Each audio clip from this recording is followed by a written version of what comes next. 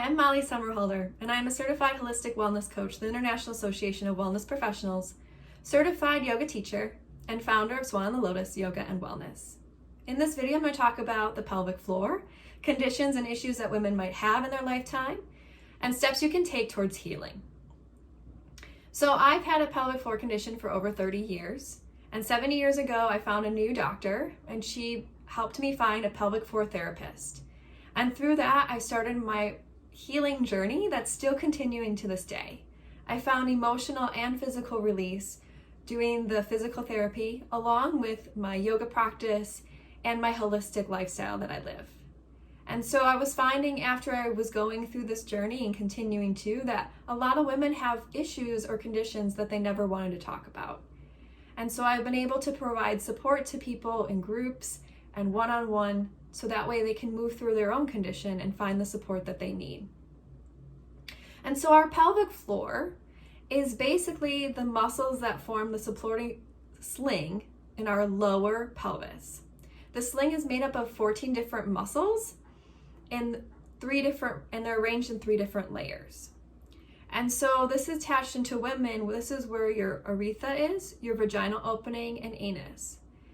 And so there's pelvic floor organs that live in this space, as well as pelvic bones that create that stability for the pelvis. And so we want to make sure that this area is toned and flexible. And so what happens is there's 2 different areas that we can have.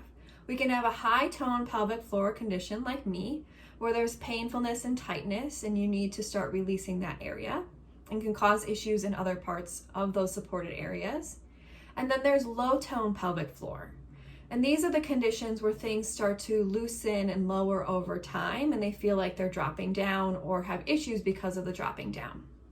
So first we'll explore the high tone pelvic floor. So high tone pelvic floor, again, is anything that's painful during penetration of sex or using tampons, or you feel that tightness in that pelvis area.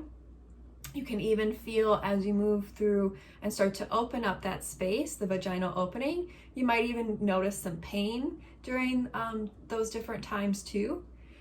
And so that is the condition when it's really high toned, and we need to start to move through and find that flexibility and release.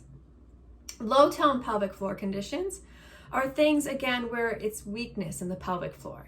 So those are things like urinary incontinence, or UI, where all of a sudden you have to go to the bathroom or you leak, basically. So there's overactive bladder too. That's where you have to go to the bathroom suddenly and frequently, and that happens after children. Same with UI, or it might not happen after children. But UI is where you leak. You just all of a sudden leak. You have no control over your bowel movements. And so it can be little leakages, it can be big ones. And they find too that stress induces these. So there's stress induced as well as physically stress induced from that pressure of lowering down. So things like yoga really help that as well. And then there's also organ prolapse. So the organs that are in the pelvic floor that make up the pelvic floor, like the uterus, the bladder, things like that, can actually start to drop down. This can happen after one child or multiple children. Again, it could happen even without children. Some people have surgery. This is where you hear people putting mesh in. Some people can help with pelvic floor therapy, different exercises to tone those muscles. And so that weakness, it just feels like it's dropping down. So we want to draw things back up. So those are the 2 forms of issues with our pelvic floor and some other conditions that come with it. So how do we take the steps to move forward? Well, it depends on your condition and what you need support with, but really it's finding practices and exercises. So if you've high toned, it's about loosening. So Kegel exercises, making sure you take breaks in between. So we still want to strengthen those muscles, right? We want that strength and flexibility, but we need to really relax those muscles. We don't want to overstress them. So things that allow you to open up in that space, to find flexibility. Yoga is really great at that for strengthening and flexibility in the pelvic floor. It's also doing different exercises to help build those muscles. So over those times, those muscles learn that ability to relax. So again, it's engaging them, but also deep relaxation. So if you're a person that holds a lot of stress in that area too, finding stress techniques is really helpful to help kind of release down. And then for low tone pelvic floor, those conditions like prolapse, UI, overactive bladder, you want to make sure that, again, you're strengthening those muscles. So this one's a little bit different. Instead of trying to release and having that deep relaxation in between, you want to make sure that you're strengthening that space. For things like prolapse, we want to draw things invertedly back up. So doing inverted exercises are helpful. And also building back those transverse abdominal muscles or those lower body muscles around that pelvic floor and that pelvis area are really important. Having a neutral pelvis and spine is really important too.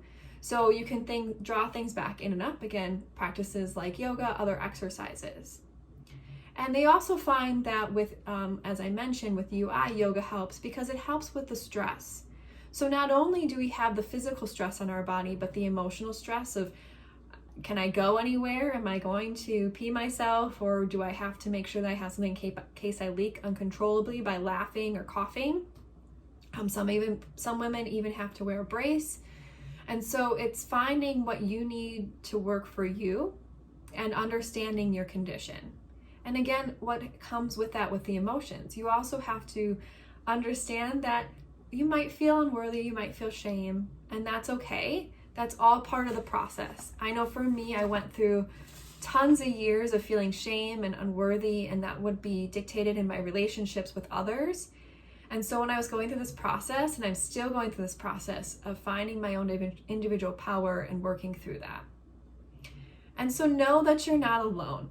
I wanted to share that the stats of women who have a pelvic floor condition before we end our time together. So it's found that 10% of women aged 20 to 39, 27% of women ages 40 to 59, 37% of women ages 60 to 79, and nearly half of women ages 80 and older will have a pelvic floor condition in their lifetime.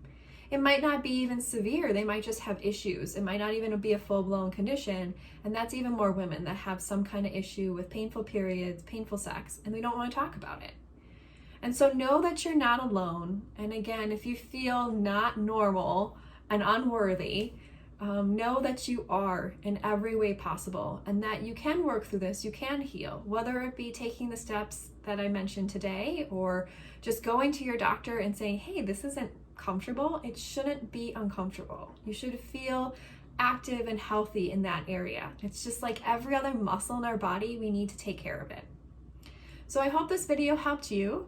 I love supporting women and hearing their stories and providing them the tools that I've learned over the years to help with these issues and conditions. So please reach out to me at slwellness.info or comment below in the video.